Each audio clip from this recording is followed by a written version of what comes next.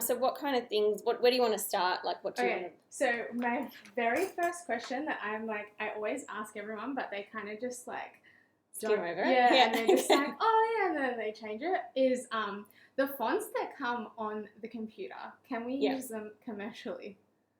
Well, yeah, because they are on the computer. So that's like fine. Yeah, because Okay. they're almost like system fonts. That's what we would call system fonts. So Okay, that's what you get with your system. Okay. Yeah. Cool. So you can use Because literally every time I've asked that, everybody's been like, "Oh, so you just saw," and I'm like, "Okay, no." Well, if they came with your computer, they're a system font. Okay. Okay. Cool. So yeah, that's cool. And then my other question was, so I went to Shillington, which was a 3-month course. Yeah. And that's where I got my certificate. And I remember them saying so many times, like, not to use italics. Oh, okay. And there's like specific times to use it, but they never said when was okay. Yeah, I think it's like a grammar thing. Okay. It's more for grammar. So if you had like a block of copy, and you were like quoting or something like, or trying to emphasize a word, you would use italics within that. So there is a grammar side behind it, but if you're doing like invites, there's no biggie. Like there's no. I don't know if you've seen a lot of invites, but a lot of them are like, what's going on with this layout? Like I don't think a lot of people there's no like structure in a sense. Yeah. But when it comes to invites, I think you can use it however if it suits the invite, use italics. But I think when it comes to like long copy or anything, there's more a grammar side behind it. Yeah. Okay. Those are my main questions because I was like you've told me that I can't, but when can I? Like, that was my main thing. I was like, I don't know. And then so my other thing was that I really want to like understand more is about making logos and then making style guides. Yep. Because that just confuses me that everybody has different stuff and like I wasn't really taught about that stuff. Like it was just kind of like smallest file size, black and white, blah blah blah. Like didn't really teach me like actual style guide stuff. So style guides, when people, like, because as I was a manager, they'd come up to me and say, oh, how much should I quote for this? And I'm like, look, how long's a piece of string? Because a style guide could be you pay for something that's only so big or how deep into it do you want to get? Yeah. Okay. So like a basic one, I've got like some examples to show you because I did grab some. Oh, no, these ones are the more expensive. So these are some logos I've done recently for people. Yeah. And this I've just done a 1-page style guide for them. Okay. So this is just telling them what their fonts are, what their colours are, what their primary logo is, and any submarks. That's it. That's real. That's like simple down to a T. What they need if it's just a 1-page style guide. Okay. So in other terms, like I've got some really in-depth ones here, and one of the good ones that I personally like because the way it functions is this one for RACV. Yeah, because this is what I thought. I'm like, I don't know how to do this. Yeah, this is like massive. This is like on steroids. Okay. But they've also got links in it, so it almost works like a website. This one. So like if I go to Design Principles, it takes me. See how up here I've now got like a mini website in a PDF. So I can go through these, and it takes me to that section of the PDF. So in here, design elements, you'd see like there's all these things like yellow application, because obviously RACV, they're yellow. Yeah. Here, when to use these colours. So they would probably say this is our primary. These are our primary colours. These are our secondary colours. Okay. So it depends on how far in depth you want to go. If it's just for like Miss Nancy, who's got a little boutique and just wants to, she probably doesn't need this. But if it's something like really corporate that is nationwide or even statewide, you'd want to go more in depth with how you can use it, because technically you're probably not the only one doing the artwork for it. So this is like for everyone. So we do like a lot of print for them. So we will do this, or we do a lot of the web stuff, but then there might be other stuff that people are doing. So you need to send this to those people. Okay. So everyone's following the same format as opposed to you're just doing it because it's a little boutique and she's just coming straight to you, you know, kind of thing. So there's a lot involved in it. The more things that I'd probably be worried about is colours and to break it down. So this one actually doesn't even, I think this is an old one because I brought it up with them the other week, that this doesn't even have the PMS colours in here. Okay, yeah. And I was like, guys, I can't believe there's no PMS colour for like RACV. Yeah. So I would just go, I'd break it down that far. I'd break it down from your CMYK, your RGB, your hex colour, and your PMS. Okay. You know what all those... Yeah. And then your fonts and what types of logos. Like these guys have all these sets of logos. Yeah. Okay. The Logo Space. Have you heard of Logo Space? Yeah, but I didn't really learn much about it. Yeah. So that's another thing that I'm like, I don't know how to set that up. So that, as a designer, that's your discretion. Okay. Yeah. So with these guys, I know their Logo Space is like something to do with like the height of this by that kind of thing. Yeah. So there's a few. I've got another example here. It's my. Yeah, I think it was my. Oh. All right. So this is a really tiny PDF. Again, this has just got typography. I must have grabbed the wrong one, or someone's given me the wrong. This one might have it. So this is realestate.com, another big one. Yeah. I know one of them has ClearSpace. Okay. So here they're talking their ClearSpace is the circle, half of that circle. Okay. Yeah. So they talk about that kind of thing, and that's the space that you need to have around it. So okay.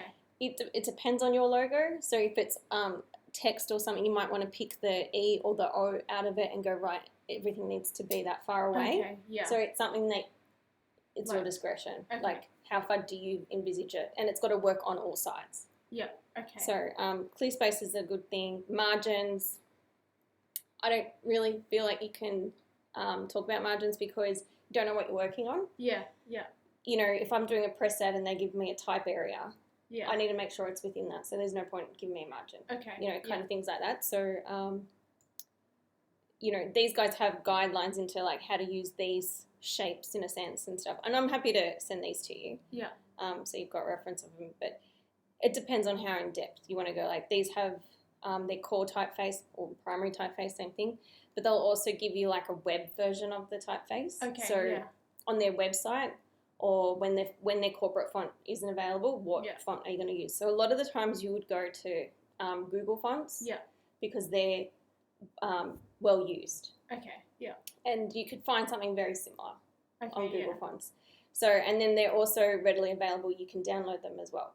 So like one like Montserrat is a big one that I would use on a website because I can get it on Google Fonts. Yeah, yeah. And then it would be nice and clean and stuff. And most of these corporate clients will probably have like a really clean corporate font. Yeah. So you just pick the closest to, I guess, you know. Okay. So you definitely have to have a primary font, which is their standard font. Yeah. But then you would also have a secondary, like a web-safe font, we would call it. Yeah. Yeah. So this also has display fonts, same thing. Color, again, so this goes into your PMS, CMYK, RGB and hex. That's really all you need. These guys have like you can use this color as a tint.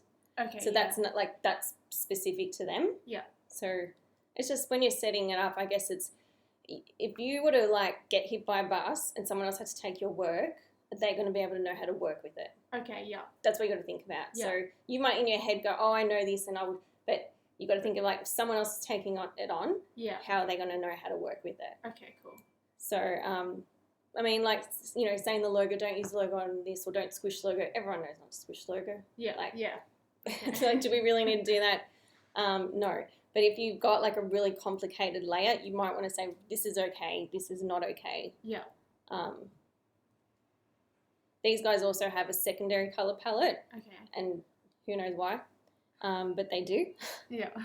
And then this goes into more in depth with that. I guess for realestate.com, they've got so many variations of it. So yeah. They do.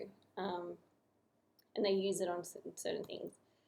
So this is a brand device for them. So that little house, they use that to make these structures. So that could be something if you're working on a logo and it's got some kind of emblem that you want to incorporate. You could definitely do that. Primary color palette. So these guys always say like use the red or the blue for commercial realestate.com because they've got commercial estate or commercial real estate. Yeah. So they've got the two where you can use the other colors, the window textures to use, like photography. A lot of them go into photography. What style of photography? Oh, okay, yeah. So not looking at the camera, looking like an Australian family. Like they'll go into real depth in what type of photography to use. Yeah. So this one's got like real interiors, real people. And then they give you examples of that. Yeah.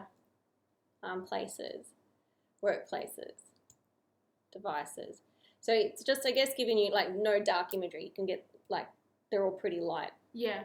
So you can kind of get the gist of what they're talking about. This goes into data. If you've got a lot of graphs in a client, you might want to look at this kind of stuff. Yeah. Depends on the client, I guess. TV, yeah, like this is 51 pages. This one here is 69 pages. So this one goes into a whole heap of stuff too. So primary font's this one. For web is Proxima Nova.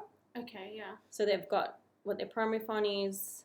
Secondary font is for EDMs, digital display banners, where possible. And then Proxima is for all Open Sans currently used on the RSC on the website. So so they might have like in another sense they might have primary, internal, and web. So internal would be if there's like presentations going on or like other people they don't have access to the primary font. Yeah. Okay. They will just do it in that font there. Yeah. Yeah. So probably primary and secondary is fine because obviously it's concise. Yeah. But secondary would be like more internal use. Okay. Yeah. Fonts in use. This goes into like what font for the heading, what font for the subheadings. So you can go that far into it as well. Okay. Yeah. Yeah. So they've got a clear space as well. Yeah. So this just says like the height of that is the clear space from that, and it's also clear space from that. Okay. Yeah. So yeah, it's just more about creating something that if something was to happen to you, like how in depth does this go into like for them to be able to use it? Okay. Yeah.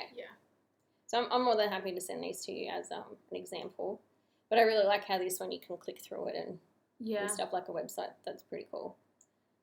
Icons, these guys go into icons obviously because it relates to them as a brand. They use icons a lot.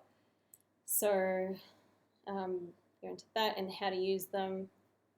There goes into tone of voice. So I know like Virgin, they've got a tone of voice as well in their style guide because it's they talk about that they're such a fun, down to earth brand.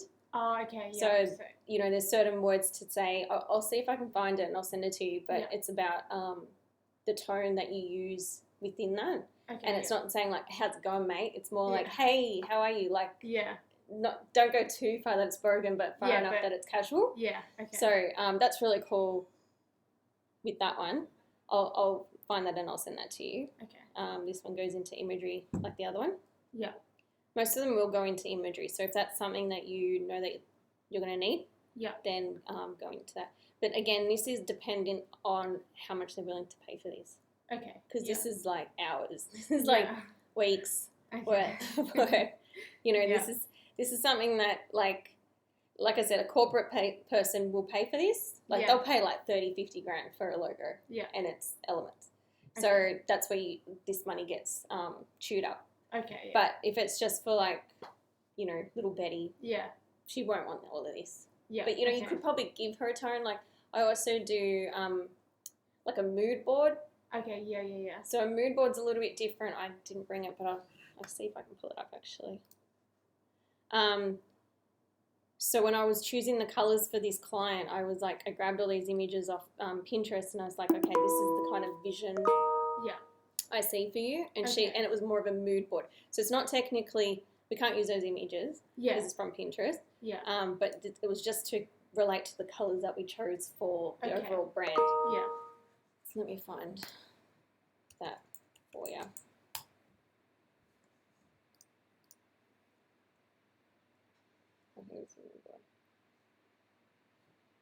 Where's the actual attachment?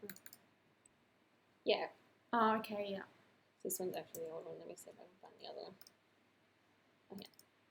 Yeah. So then she came back to me and she said, I want a bit of red and green in it. Okay, so, this is what I mean about a mood board. So this is like taking inspiration from the colour or the tone or how it's been. Like I said to her, your photography should look like this. These are the type of colours. These are the type of icons we should be looking at. Yeah. But ultimately, when she ultimately briefed me in the first place, she's like, I want like a blush pink, gold, and black. Okay, yeah. So I was like, cool. That's why I did the first one like that. And then she's like, oh no, but I need a bit of like earth colours. So I need some red and green in there. Okay, cool. So I could have picked any green, but I went for like something that was like a sage green. Yeah. And then I gave her a reference colour for what I was talking about. And she was like, love it, cool. And even with the red, I didn't go like a bright red. I went for like a clay, natural looking colour. So that's another thing you can do when creating your style guide, in a sense. You like, before you get to that point, you can go, right, does this kind of colours work for you? Because this is where I see the vision of what you briefed me on, kind of thing. Okay. Yeah. Does that answer the question? Yes. Okay. No, it does. It helps so much, because I was like, I don't know how deep into this I'm supposed to go. Like, So, yeah. There's certain basics, like, and it would be just your font. Yeah. What your primary logo is, your colours. Okay, yeah. Secondary colours.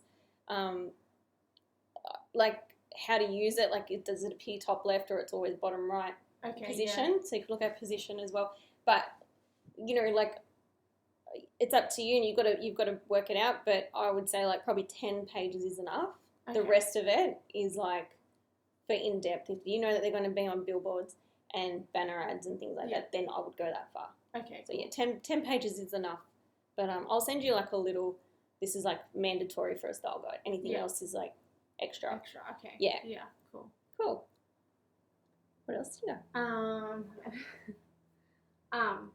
Another question was like, you know, when you save like PDFs, or like, I don't know what any of that stuff means. Like, oh, okay. Because like, I don't have to save it as high quality print, but like, and other than like trim marks and stuff, I'm like, I don't know what this stuff means. Cool. All right. Okay.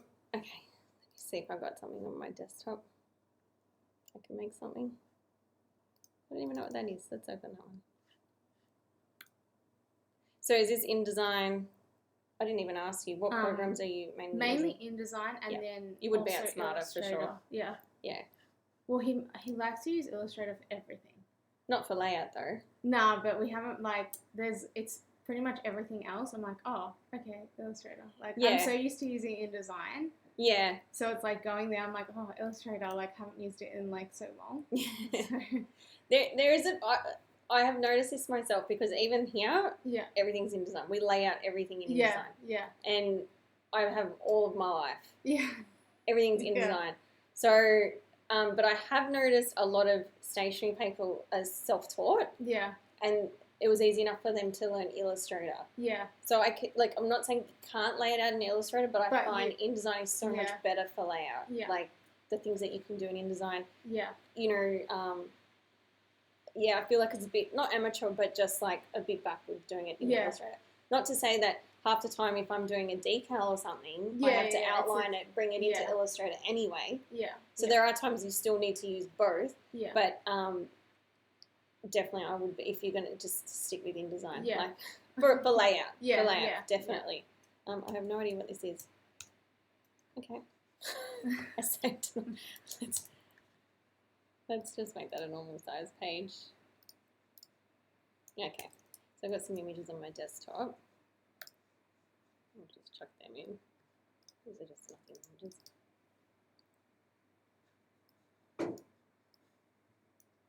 Okay, so if we go to export, as a PDF, you know, it's that setting. Yeah. So smallest file size, basically, it's when you get down to compression. So your compression here is, so you know how it works off DPI? Yeah, sort of, yeah. Okay. So your screen sees in 72 DPI. Okay, yeah. So the quality of it is a lower, 72 is pretty low. Yeah. So it's a lower resolution because it doesn't need to render it so hard in a sense.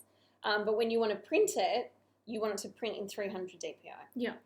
So when you're making a PDF, so if I was to make a PDF for just internal, like sending it to you to send it on to get approved or whatever, I want to make a small file size. So by doing that, I would compress the actual images so that I would only get a small file size. Okay. And it also makes it RGB, which is using 3 colours as opposed to CMYK, which uses 4 colours. So it already makes a small file, but it's not for print. Yeah. You can't print with it. Yeah. Because the quality is really crap. Okay, yeah. So, you know the difference between images and vector? Like, yeah. So if I was to make a small file size with vector, the quality is going to be the same, so it's going to still look good. Yeah. But the colours are going to be in RGB mode and not in CMYK. Okay. So, really it just comes down to this. So these are all like lower res. Okay. So if I was to do this again and just go, I'll rename this low res so we can see the difference. So this is just small file size. The output is RGB, as I said. This is like a setting that you should have on your computer. Okay. Just standard. So that's that. And then if I do it as a high res, so now I'm going to call this high res. And I've got a few settings, but that's because I do a lot of stuff. Yeah. But you would have something like high quality. I don't know what. We'll have a look at your setup. Yeah. But high res PDF. So for me, I've made my own presets too. Okay. So for me, see how this is now 300? Yeah. 312. So this is like your maximum DPI. Okay. For maximum resolution. Yeah.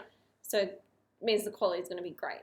And then my one's also got crop marks and page information and document bleed and include slug. So you know what the slug is? Yeah. So I don't really need any of that. Color bars could be handy. Yeah. Registration could be handy, but I don't technically put it on there unless I really need it, and that's very rare. Okay. It's more, I would probably put registration marks on if I was giving my file to someone to letterpress. Okay. Because they use that to marry up the two plates. Like, okay, yeah. they'll see the registration lines, but they can put them on themselves too. So it's no, like, okay, yeah. I've had people put them on for me. And then I've got, so, and this comes down to just my experience, but Fogra 39 is the favorite profile setting. Yeah. So when you export your PDF Yeah. into CMYK, this is the one that doesn't shift the colors so much. Okay, yeah. Yeah. So there's heaps of different settings.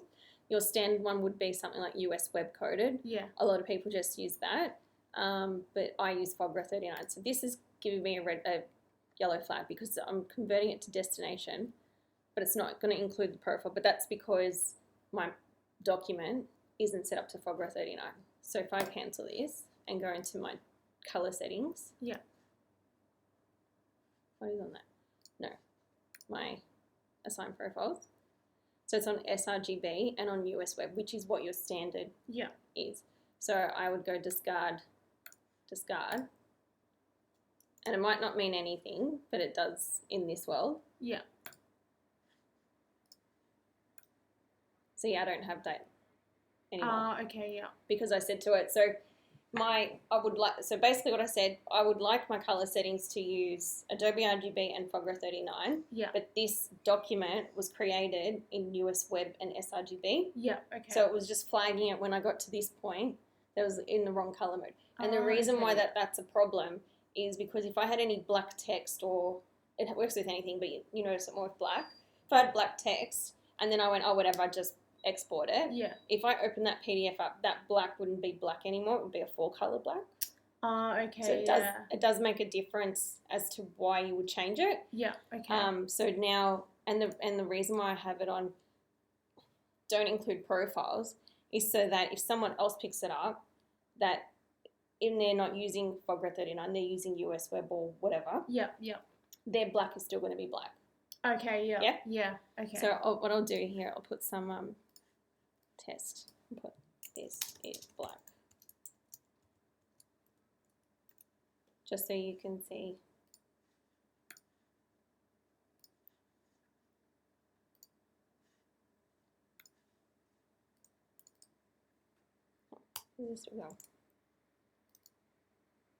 Okay, so when you go to, and you would know this in your pre-press side of it, so pre-flight. Yeah. Oh, sorry. Output preview. Oh, this is because I use a screen and then it shifts all my palettes. Okay, so this is on Fogra 39, so I just want to show you if I turn off black, it takes any black out of the image. It's obviously going to be full color, but it removed that entirely. Yeah, okay, yep. Cool. But if I had it on US web and I go like this, it still takes it off because I didn't include the profile. Okay. Yeah? Okay. But if I do this again and include the profile, you'll see what I mean. If I go here and then go include destination profile. And then we try to open that up again. So this will be fine because Fogra 39 was what we exported in. But if I tried to do it from US Web. Okay, yeah. Yeah? So I'm getting a 4-color black. See? Yeah. Shows you the colours there. Okay. Yeah, and black, obviously. If I turn them back on. Yeah. So it's showing you 4-color black. Yeah. Yeah? Yeah. So when you're making a high-res PDF, I use Fogra 39 because that's industry standard. Yeah. And that comes from retouchers who I've worked with that have said this is the right formula to use in a sense. You should be able to, have you got your InDesign up? Because we should be able to have a look. So profiles play a massive part in if you're doing a press ad or something. I don't know if you've noticed in a newspaper. Just see if there's one around. No.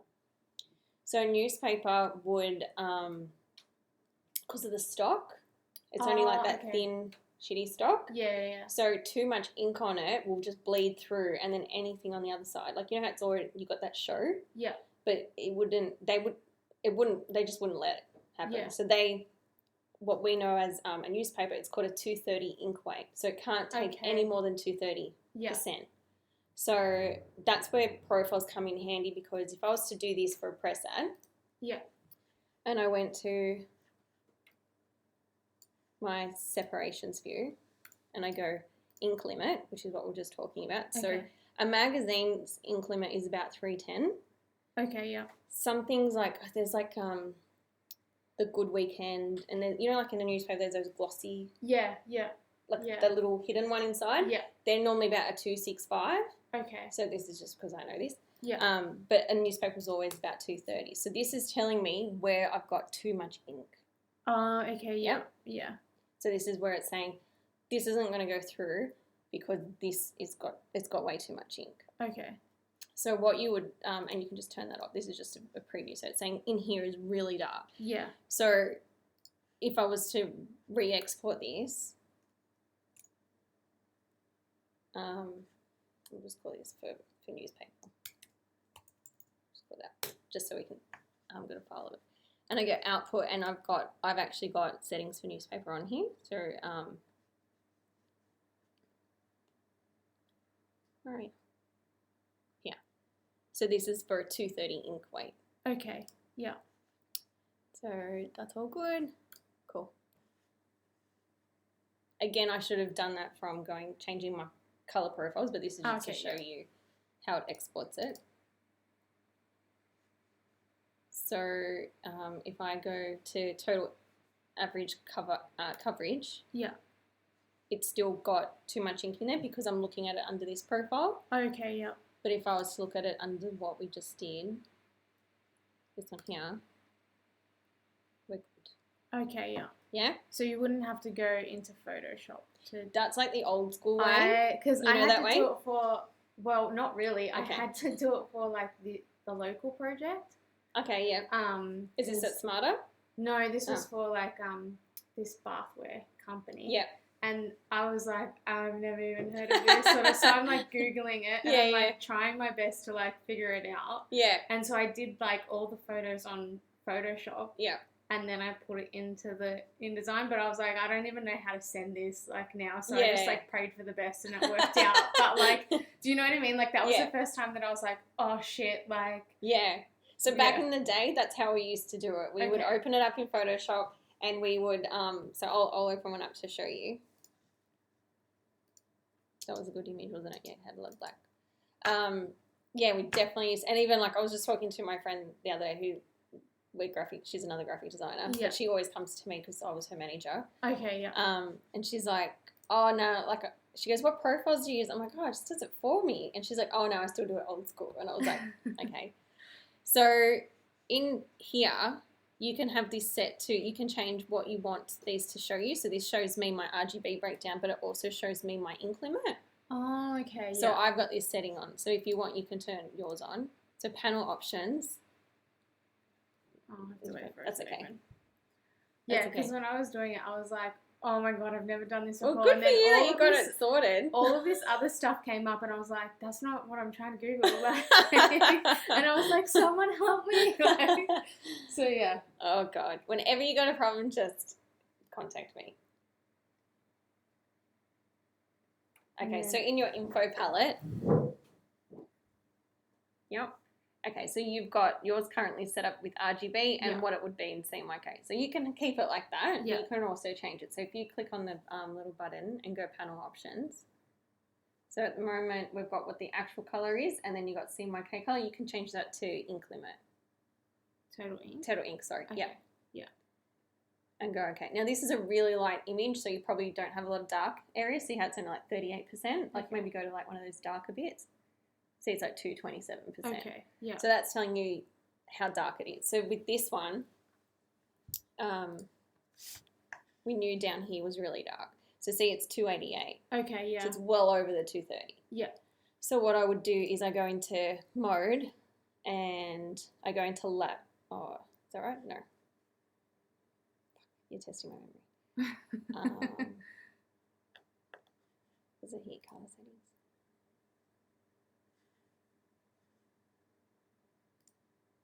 Custom, yes. Okay, you are testing my memory. So in here, we go into your CMYK because ultimately that's how you're going to have to convert it for the newspaper. Yeah.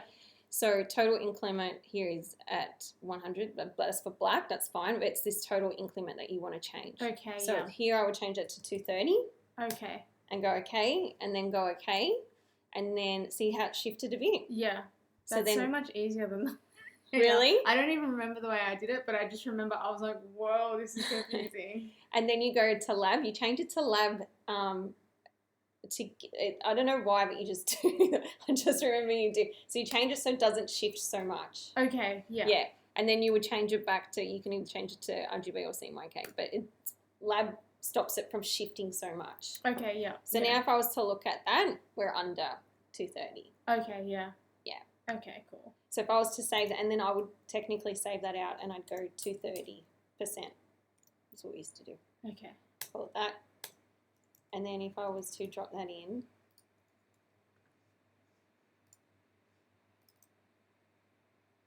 oh, I changed my image around. Oh, let's turn it back around. Yep. And then if I went into my ink limit, it's still showing me because my profile is in.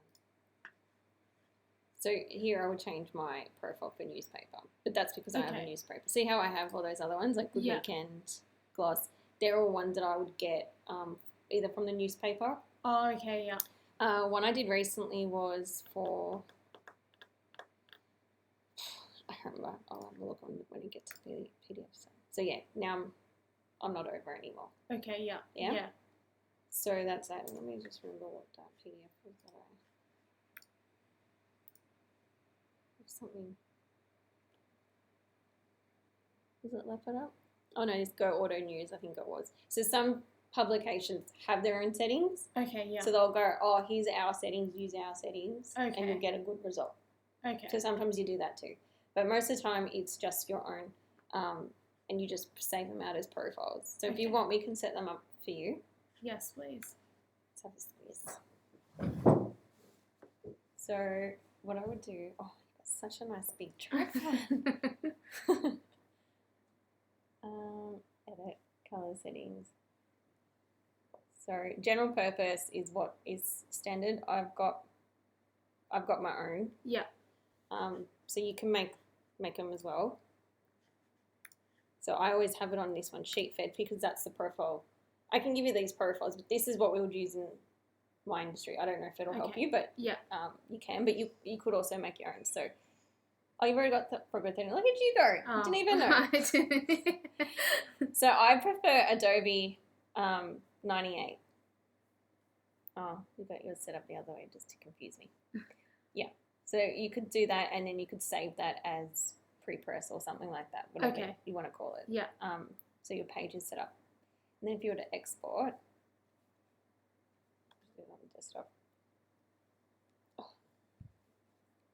So technically what you have is exactly what I have, but I've just named it. Okay, yeah. Yep. Yeah. So you've modified it because you haven't saved this setting, but your high quality print has 300. Oh, yours are all locked. I wonder why yours are locked. I didn't even know that I could lock it. Yeah, oh, because yours says do not down sample. Oh, that's okay. It just means like leave it at 300, which is fine okay. for high-res PDF anyway. Then I would include my crop marks, my page info, document bleeds, and a slug. Okay. And some publications or PDFs, they go, oh, can you offset the crop marks by 6 mil? Okay, yeah. And you would offset it here. So that's what the offset means with the cool. crop marks. So now we've got this doobie adder, and that's probably why something's... So this got no color conversion. So basically, if you had RGB images in here, mm-hmm. and then you had text or a CMYK image, if you were to bring that file into like Acrobat or into Illustrator, it would tell you we've got 2 color modes in here. Which one do you want to use? Oh, okay. Yeah, so you want to make sure that it actually goes out converted to CMYK. Yeah, okay. Yep. So this one you would go convert to destination. Yeah. Fogra, and I've got include, don't include. Yeah. Because then I want, if someone else picks it up, their black still appears black. Yeah. Yep. Yeah. Okay. So then I would save that as, just call it high-res PDF or something.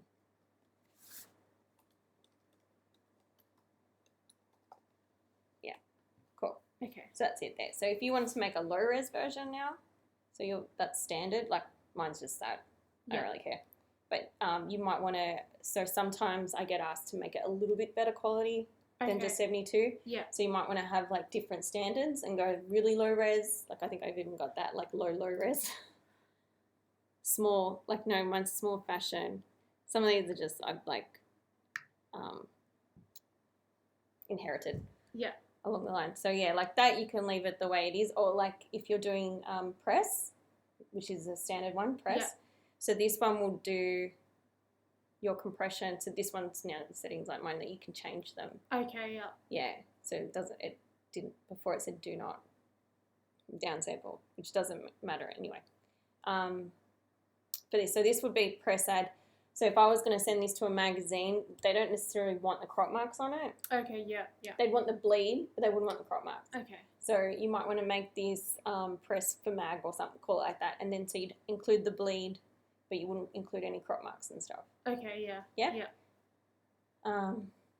So yeah, you can make those settings. You can use press quality too, but just make sure whatever you're doing that it's converting anything that's RGB in here to CMYK. Yeah, because you don't want that issue when it gets on the other end that half the images are RGB. Okay. So one thing you can do to, I don't know if you've seen me talk about pre-flights.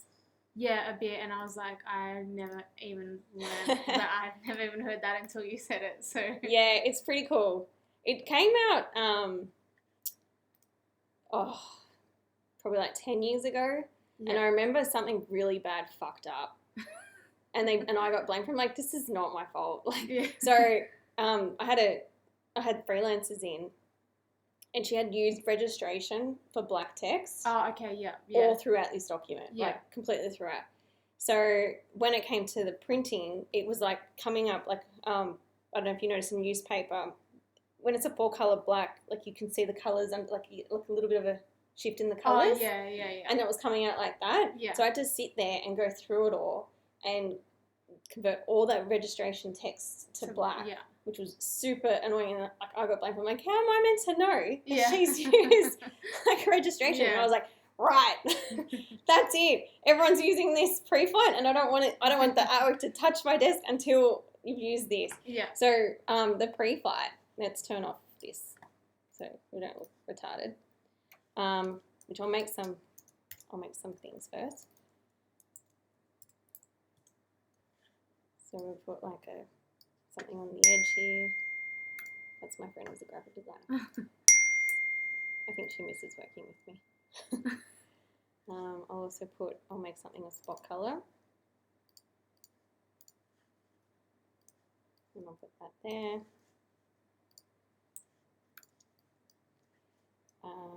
And this one I'm going to squish this. Just for shits and giggles. Yeah.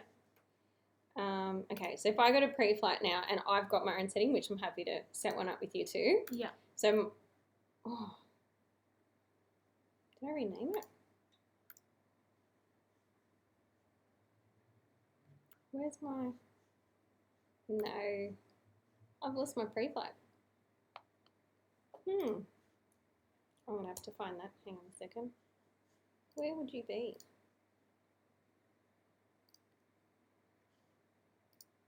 Nope. How do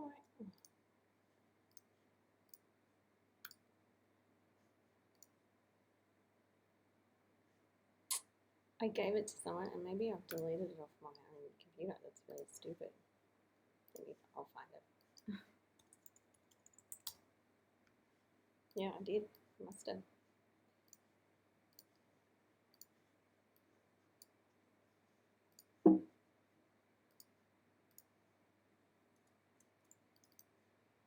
Okay, that's better. I don't even know what that is. Okay. So, let's start again. So mine, I've called it finished art. Yeah. So when I put that on, it tells me I've got 3 color errors and there's an image object error. Yeah. So in here, it's telling me color space not allowed. Yeah. So I've got, so it's telling me 2 images and a circle. So my images are RGB. I already know this. Yeah. And my circle is a spot color. So yeah. I've got it set up that it flags me if there's a spot color in my artwork. So I should really convert that. Unless I plan it to go out with the spot color, then I would just ignore that. Okay. It doesn't affect. It's just pre-flatting, telling you what is wrong with your file. Yeah. So this is just telling me that these it's going to point me to it, but it also, I know what the issue is. The issue is it's RGB. Yeah. And same with this is because I made it a spot color. And now with my image, because I squished it. Yeah. Non-proportional scaling. Oh, okay. Yeah. So it's telling me that issue, that image. Yeah. Has been squished somehow. You know, it's like, and I know people do it all the time randomly, like they're holding shift and command and then accidentally slips or something, and it's, 54% and 55%. It's very minimal. Yeah. But it's still out of error. So it's definitely something I would fix. Okay. Yeah. That's what I would do. Yeah. So we can set that up on yours if you like. Yes, please. So it's more something that you would check, and I've printed out what I would give myself. So this is more for invites though, but it still can relate to what you're doing. So this is pre-production and then this is post-production. So you probably don't need to worry about this so much because it's only when you get your invites and what you sort out, but this is more before it goes to print. Okay. So as much as this is telling me about my actual file and how my file should be doing, this is more about check spelling, check background images, check dates. Okay. This again, it relates to invites. Make sure it's got the right date. Yeah. Check lines and outline, check line spacing, check kerning. Do you know kerning? Yeah. Yep. Yeah. Check double spaces, order samples, check quantity, check punctuation. So these are things you probably, unless you're doing an invite, you don't need to worry about. So here I'd probably, instead of check dates, it'd be like phone numbers. Yeah. Or URLs. Yeah. So phone or URL. Check lines, outline. Yeah, so this one probably don't need to worry about, that one, and that one. So the rest of it can still relate to anything that you're working on. Yeah. So I would definitely check your spelling with anything. Okay. Yeah, like the last thing you want to do is you get back from the printer and straight away you notice, oh my God. Yeah. Like, why didn't I check it before I went? Yeah. So definitely that. Kerning is a big one, like, your AVs and your IVs. Yeah. They always end up spaced out like weirdos. Yeah. So you want to make sure that, like, especially in a heading, so different. So they're definitely things, check line spacing, just make sure they're all consistent. Like if you've got a long copy document, you want to make sure that they're all using the same spacing and there's not like one hanging out because there's a little space at the end that's bigger and it's making it sit lower, you know, things like that. So if you go into, did you find pre-flight? So it should be in your window. Is it in a output? Yeah. Pre-flight? Cool. So yours is on. So I have mine off. Oh, okay, yeah. So see down here as well, it was on. Okay. So I don't know if you've noticed when you're working. That's what that is. Yeah. Okay. Because I've never had this open. I'm just like, oh, whatever. No Yeah, worries. yeah. So if I'm working on a really long document, yeah, and that's checking every 5 seconds everything I'm doing, it's going to make my file really slow to work with. Okay, yeah. Yeah? Okay. So I personally would turn it off yeah, until the end. Okay. And then you can turn it on. So here I press the little arrow and you can actually enable it for all documents. Turn that off. Okay, yeah. Yep. So now it's not going to appear on any of your files. Okay, cool. Only if you turn it on from here. Okay, that's cool. Yeah. So now I would go into the little drop down and go define profiles, and we're going to make one. Okay. So call it whatever you like. So do I add? Yeah. Okay. Add and call it something. What should I call it? Call it something really cool.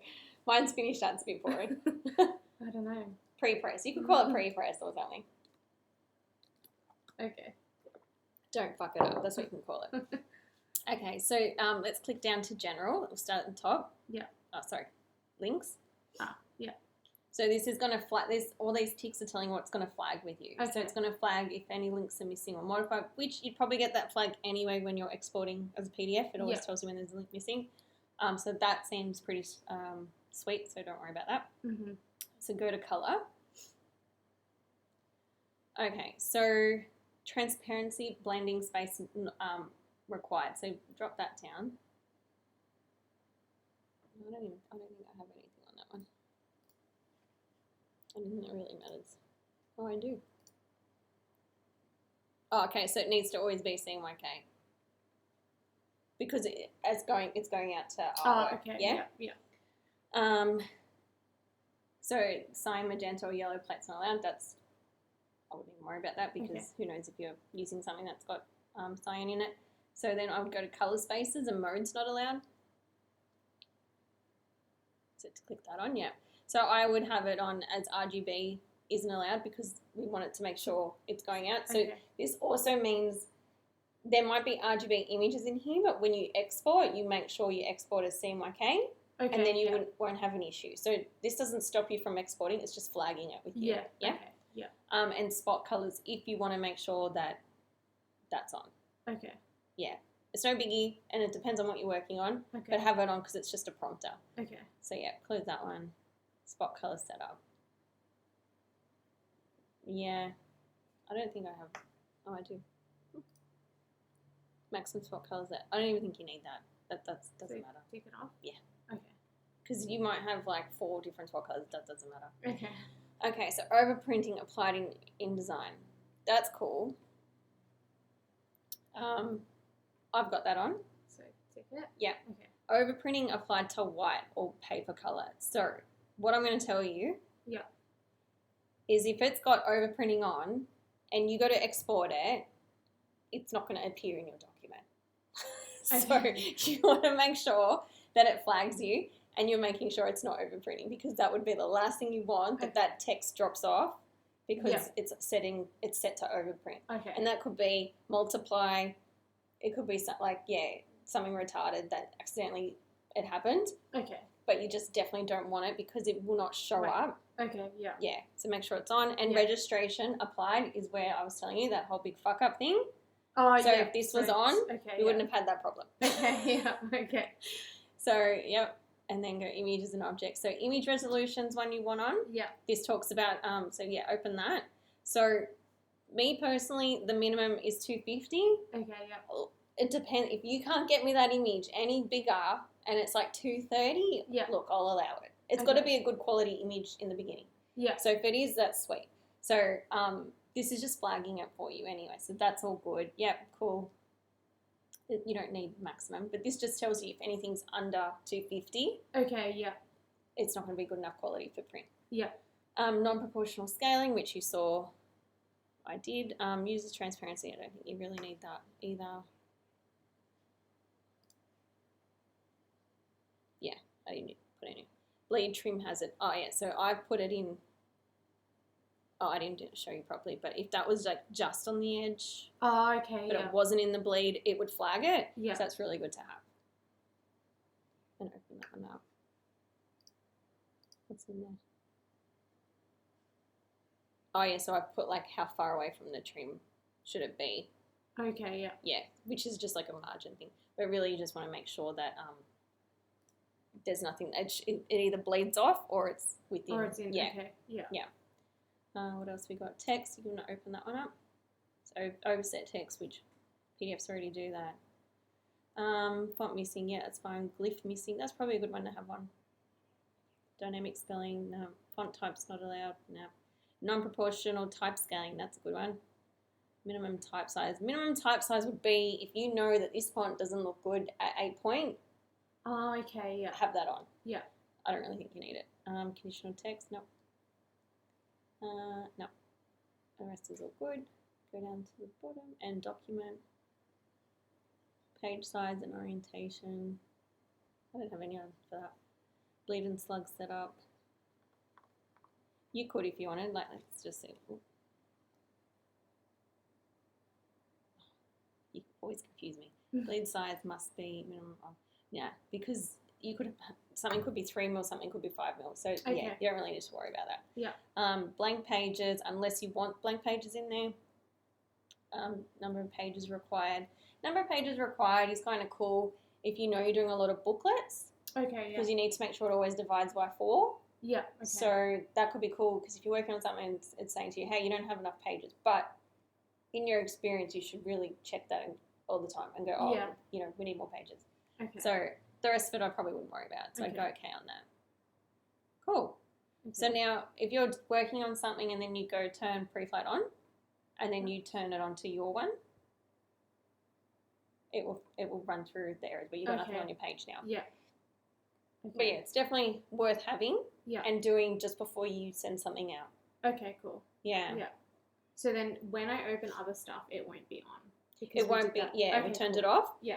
So, yeah, your Okay. files will, it doesn't lag your files because then it's not constantly checking. Yeah. Yeah. Okay, cool. Yeah, because your other one didn't really have any settings in it. So now if you have this on Yeah. and every time you open up a file, it's going to be checking and it's just, Yeah. yeah, it's Okay. insufficient way to work. Yeah. Yeah. It really is. Okay. Cool. What else did you want to know about Preflight? I don't know. I feel like that's already a lot. Yeah, it is, isn't it? Yeah. Because I was like, I didn't even know that existed until like you talked about it on Insta, and I was like, oh, my how long have you God, been following? No. I was like, what am I missing out on? Like, how come I don't know about this? Yeah. So, yeah. And see, that's the thing that's in InDesign and not in Illustrator. Yeah. So yeah. there's reasons why I harp on about InDesign more than Illustrator. I'm not saying you can't use Illustrator, Yeah. but yeah. it's just not for layout. Yeah. And also when you, I don't know, like you probably find your own experience, but I find when I'm working in Illustrator and I've got imagery and stuff, it runs really slow because it's Yeah. trying to preview them at higher quality. Whereas in InDesign, it will do a low res setting. Yeah. So you can move stuff around quicker. But yeah, definitely would do that. Another thing I turn off personally is my, I don't know if you've actually played around with your InDesign, but I turn off interface, live screen drawing. Oh, Mine's off because when I'm doing something, or say like I'm trying to increase this image, yours would be like dragging it, and you'd be seeing a preview of that image getting bigger. Yeah. So I've got that off. Okay. So it's not lagging. So yours is delayed. So you'd see, have you got an image that you can just drop in for the sake of it?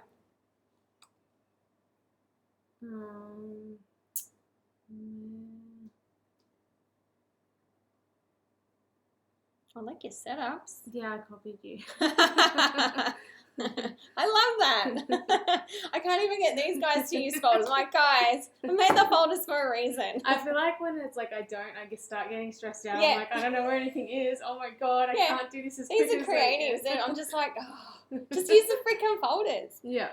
Cool. So if you, drop Right. that. Yeah. I hate this. So you know you can do it the other way. So if you delete that. Yeah. And drop that image in again. Yeah. And now drag it. and say stop. Oh my god. Yeah. So you don't actually have to drop it in. I didn't know that. It's okay. I've been doing it the noob way for like ages, and I'm like, there must be a better way. Yeah, you can just drag it. So what I would do if I was doing a whole page, I would drag the box that big. Or you draw your box first, then drop it in. Same thing. Yeah. Oh my god, I didn't even know that was a thing. I'm like, this is amazing. My life's changed now. It was worth the money coming. Okay, so if you were to like drag that now to make it bigger, so yeah. Like that? Or do I have to hold? Yeah. Oh, try let go. Yeah, do it again. Oh, it's not. Oh. I don't know. Maybe because you got a faster processor, I'm not sure. But it definitely lags. It tries to preview it. So I think I wonder why it's not showing.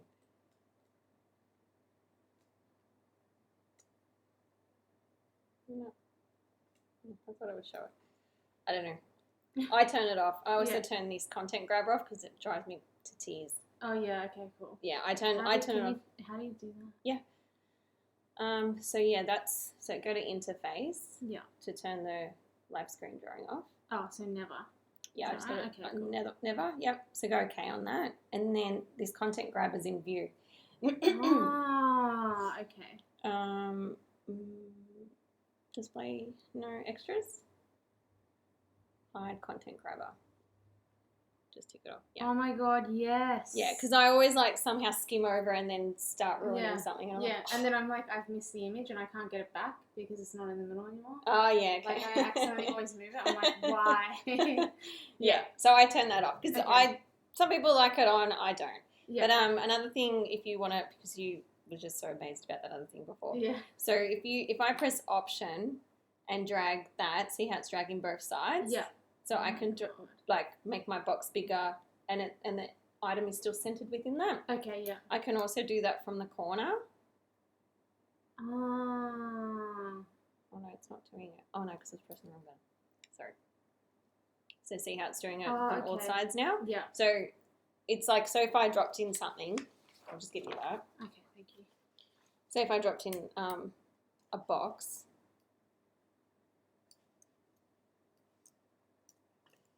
And I made that the blue for this option, and I go from the corner. I want it to go like that. Oh, okay. So to fill this, if I was doing a square, or I go like this way, fill it that way. If it was centered, it would work better. Then you can go that way. Okay, yeah. So use Option to like do it on both sides, rather than you having to go one side, and then the other side, kind of thing. Yeah. So that's another cool thing. I love that. Yes, my life has changed now. Cool. So do you know how to check your DPI in InDesign as well? You know how to do that? No. Okay. That's cool. Let me turn this off. So in info, it tells me here my effective PPI, same thing, pixels per inch, dots per inch, same thing. Okay, yeah. So this is telling me this image is actual size. So if I was to open that in Photoshop, it would be a 300 DPI image. Okay. But in here, because of the size it is, it's appearing at 590. Oh, okay. Yeah. So if I was to like make this super big, see, it's only 246 now. Oh, okay. Yeah. So the resolution in it is getting lower because I've enlarged it so big. Yeah. So when you're working on stuff, you should definitely go to your info palette, which I don't have open. Info. And then check, see that image there is only 72 DPI. Okay, but in here it's appearing at 424. Okay. So it's actually, even though it's a low res image, it's still okay for the size you've got it in there. Okay, yeah. Some people like to go this other way, which I find weird, but they'll go up here to 100, and it says it's 122%. Yeah. I'm like, no. This way tells me the DPI. Yeah, okay. This way tells me that it's either under or over 300. Yeah. So is it good enough for print or not? Okay. Yeah. And then this tells me the color space, RGB as well, which I think yours does too. Yeah. Okay, yeah. Yeah, but that's more if I'm like looking at something and going, oh, what are my color spaces? But when I'm going to print, I make sure it converts everything to seem okay. Okay. Yeah. Okay, another question about DPI and stuff. So that barcode company wanted to do a banner, but how do I know that the image that I wanted to use is like big enough for the banner? Without dropping it in? Do I drop it in? That's probably the easiest way, is to drop it in. Because I feel like when I like put it in, like when I placed it, it came up small, and I was like, I don't want to make it bigger. And then so then this is the way you would check. So like if I'm doing like a billboard, is it a billboard? No, it was like, you know the banners that they stand up in the corner, and it's just like, you oh, know, like a pull-out banner? Yeah. Yeah, okay. So if I was to make this, because I know that size of my head, 1800, or some of them